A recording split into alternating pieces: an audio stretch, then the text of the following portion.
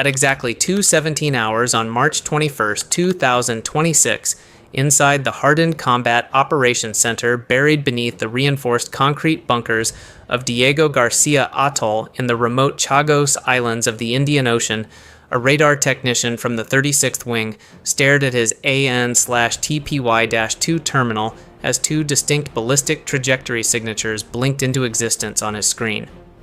These were not test signals. These were not ghost tracks. These were real. Two Iranian intermediate-range ballistic missiles screaming through the upper atmosphere at Mach 13 on a trajectory that Pentagon analysts had categorized as impossible just 72 hours earlier. Within 4 seconds, the IBCS, Integrated Battle Command System at Diego Garcia, transmitted a missile warning flash message across the entire CENTCOM Link 16 tactical data network. Klaxons tore through the operations deck of the USS Harry S. Truman Carrier Strike Group in the Arabian Sea. The duty officers in the National Military Command Center under the Pentagon reached for the direct line to President Trump's Situation Room. And somewhere in the ruins of Tehran, a Revolutionary Guard launch crew was already collapsing their mobile transporter erector launcher back into a pre-prepared underground tunnel, because Iran had just crossed a line that could never be uncrossed. The 2026 Iran war had detonated a new phase, and the world had 30 seconds to figure out what came next.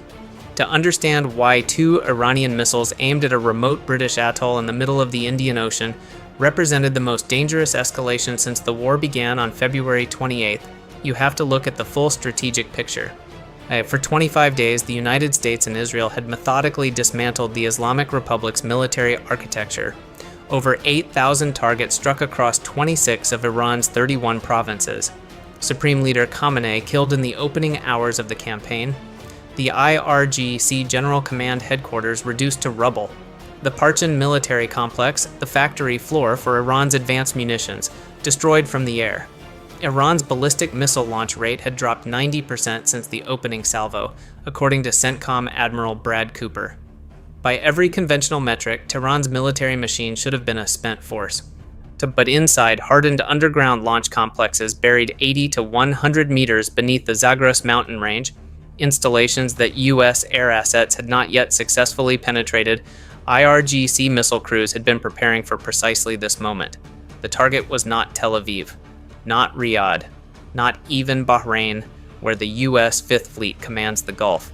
The target was Diego Garcia, the unsinkable aircraft carrier in the Indian Ocean, the hub from which U.S. B-2 Spirit stealth bombers had been conducting 24-hour round-trip strike missions directly into the heart of Iran for 3 consecutive weeks.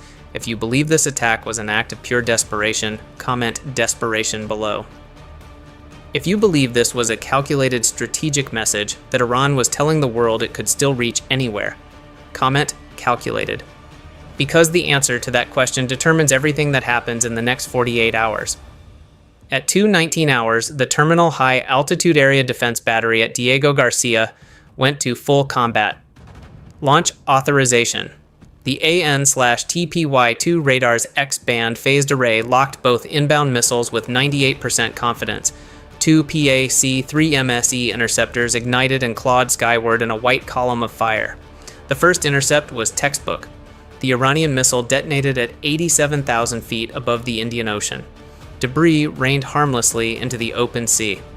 The second PAC-3MSE suffered a terminal phase tracking error, a deviation of less than 1 degree, but at Mach 13 closing speeds, that error translated into a missed distance of over 700 meters.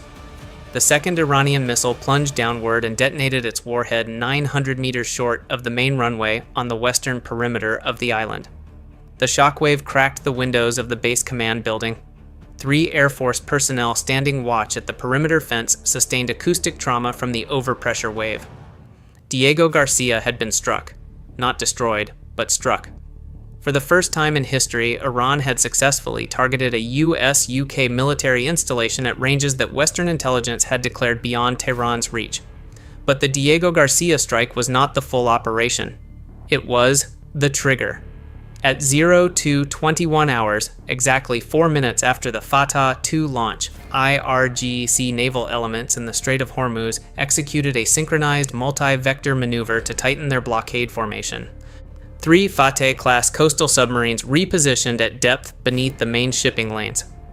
27 IRGC fast attack craft swarmed into the navigational choke point in coordinated dispersal patterns that made any single anti-ship engagement a guarantee of saturation loss. Surface-to-ship missile batteries along the Iranian coast at Bandar Abbas elevated to full alert status. And at 02:23 hours, CENTCOM's SIGINT network began intercepting electronic emissions indicating that College Far's anti-ship ballistic missiles were being raised to vertical launch positions along the coastal battery complexes. Iran was sending an unambiguous strategic message across 4 domains simultaneously: surface, subsurface, air, and electromagnetic. You have struck our homeland for 25 days. You have killed our supreme leader. That you have degraded our missile factories, but we can still reach 3,800 kilometers. We can still close the artery that carries 20% of the world's oil supply. The Strait of Hormuz is still ours. And if you strike our energy infrastructure, if you follow through on your ultimatum, we turn the global economy into a hostage. The question was no longer whether Iran could be militarily defeated. The question was whether the price of total victory would trigger an energy supply catastrophe that dwarfed every military loss. The International Energy Agency had already warned this was the largest oil supply disruption in recorded history. At 800 hours Eastern Time on March 21st, President Trump stepped in front of the White House cameras and delivered a statement that combined maximum pressure with a barely coated olive branch. He gave Iran 48 hours to reopen the Strait of Hormuz or face the total obliteration of every Iranian energy facility and power plant. But in the same breath, he mentioned productive talks were underway, that a broader deal might be achievable, that Iran, in his words, means business. The oil markets moved violently in both directions within the same 60 seconds. In Tehran, IRGC commanders and the newly elevated Supreme Religious Council issued a categorical denial within the hour. They called Trump's assertion of peace talks fake news and a big lie. They accused Washington of fabricating a negotiation narrative to manipulate global financial markets and buy time while repositioning additional U.S. Marines and Arleigh Burke-class destroyers toward the Gulf. From Iran's perspective, Trump was not extending an olive branch. He was reloading. Do you believe Trump's ultimatum is credible, or is Iran right to call it a bluff? Comment your assessment below. At 3,800 kilometers away, the U.S. military response was already in its most critical phase. B-2 Spirit stealth bombers operating from Diego Garcia, the same base Tehran had just struck, shifted their targeting packages toward a new set of GBU 57A/B massive ordnance penetrator strikes. The new targets were the deeply buried underground launch complexes in the Loristan and Kermanshah provinces, the precise facilities from which the Fattah 2 missiles had been fired at Diego Garcia 22 hours earlier. The challenge was specific and unprecedented. These were not the shallow, hardened installations the MOP had effortlessly penetrated in the campaign's opening days. These were new-generation Iranian underground complexes, constructed after 2022, with an estimated 80 to 100 meters of reinforced concrete and natural rock over the launch chambers. Even the stacked double-mop strike sequence, 2 sequentially delayed penetrators delivered in Ripple, had achieved only partial structural collapse on previous engagements.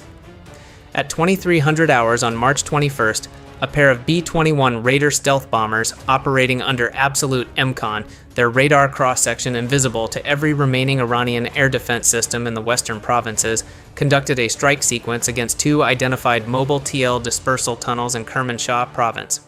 The weapon employed was the newly fielded Penetrating Munition Extreme Deep, classified 35,000-pound warhead. It completed final operational testing at Naval Air Weapons Station China Lake just 4 months prior. The secondary explosions recorded by imaging satellites and regional seismic sensors indicated complete destruction of both tunnel complexes. The seismic signature registered 3.2 on the Richter scale. Iran's demonstrated long-range Fattah 2 strike capability against Diego Garcia had been surgically removed from the battlefield, but the war was far from over. The strait remained closed. The IRGC fast attack fleet still controlled the choke point, and somewhere inside the Zagros Mountains there were launch cells that had not yet been found. Then, on March 24th, 3,000 kilometers to the northwest, Russia launched its anticipated spring offensive against Ukraine, and the timing was not coincidental. At 23:40 hours local time, Ukraine's Air Force tracking network registered the launch of nearly 400 Russian long-range drones, Shahed-type, Gerbera-type, and Atalmas-type systems simultaneously released from multiple vectors, the largest single bombardment in several weeks. The barrage persisted into daylight hours on March 25th, with formations of drones penetrating Kyiv's air defense envelope during broad daylight, an operational audacity that signaled a deliberate escalation in Russian targeting doctrine. 6 civilians were killed. At least 46 were injured across multiple oblasts. Along the Pokrovsk axis, Russian armored elements executed simultaneous company-sized mechanized thrusts across a 28-kilometer front, out-probing Ukrainian defensive belt positions with T-80 BVM main battle tanks and KAB-3000 precision glide bombs delivered by Su-34 fullback aircraft operating beyond Ukrainian manpads range. General Syrsky's headquarters reported 619 combat engagements across all frontline axes in a single 96-hour period. Russia was testing the entire defensive perimeter at once, searching for the weak seam where a breakthrough could be exploited into operational depth. Moscow's calculation was precise. With US-EU COM's intelligence assets fractionally redirected toward the eastern Mediterranean and the Gulf, and with Ukraine's missile defense stockpiles critically degraded by the Senate's delayed supplemental funding, consumed by the Iran war's budget demands, Russia had a window. A narrow one, but a window. The world was not watching one war. It was watching 3 converging vectors of strategic pressure colliding toward a single decision node. At 22:47 hours on March 24th, a flash message from CENTCOM reached the National Security Council. A senior IRGC logistics officer had made contact through back-channel intermediaries in Muscat, Oman, requesting clarification on the specific terms under which the United States would agree to a 30-day cessation of airstrikes in exchange for a partial reopening of the Strait of Hormuz. The message was 4 sentences long. It committed Iran to nothing, but it was the first direct communication from within the IRGC command structure since the killing of Khamenei 25 days earlier. Trump's 5-day extension of his energy infrastructure ultimatum, announced later that same day, was not a concession. It was a recognition of a brutal strategic reality that forcing the Strait of Hormuz open by pure kinetic means would require a sustained surface and subsurface campaign against a coastline defended by distributed, hardened, deeply embedded anti-ship missile batteries. A campaign that would cost warships, aircraft, and American lives at a scale that even the most hawkish members of the National Security Council were not prepared to absorb with a midterm election calendar already in view. In the White House Situation Room, National Security Advisor Mike Waltz placed the Muscat message on the table. The room fell silent. Was this the first crack in Tehran's wall, or was it a deliberate stalling operation, buying 48 hours while remaining Fattah 1 batteries repositioned for a second long-range strike, at this time at a target even further from Iran's coast? Because here is what the mainstream media is not telling you. Diego Garcia was not Iran's only long-range target in that category. There are U.S. logistics hubs, forward operating bases, and carrier positioning corridors across the Indo-Pacific theater that, if Iran's intermediate range capability was not fully neutralized at Kermanshah, remain within the theoretical reach of missiles that Western intelligence believed were not yet operational. The Strait of Hormuz remains closed as of this briefing. Russia's spring offensive ground assault is underway across the Ukrainian contact line. Iran has not confirmed or denied whether additional deep strike assets survive. And in the Indian Ocean, beneath the thermocline, as submarines belonging to multiple nations are moving on trajectories that will not be declassified for a generation. This is not a moment of resolution. This is the eye of the storm. What do you believe happens in the next 48 hours? Does Iran open the strait, or does Trump order the energy infrastructure strikes that could collapse the global oil market? Hit like if this briefing cut through the noise.